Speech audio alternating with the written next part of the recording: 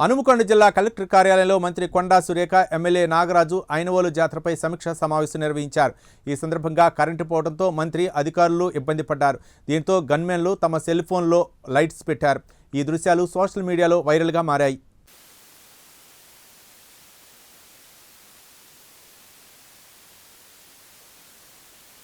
అవి కట్టండి, అర్థమైందా?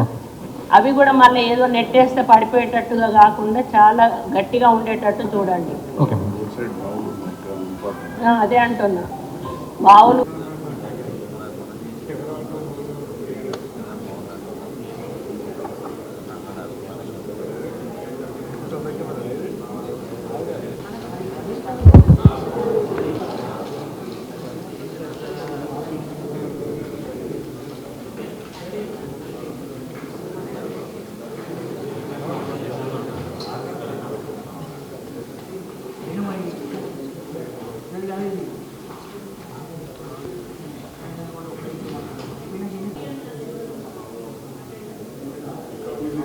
ఈసారి అట్లా చేస్తే వాళ్ళని ఆవరణలోకి రాకుండా ఎలగొడతామని చెప్పి వార్నింగ్.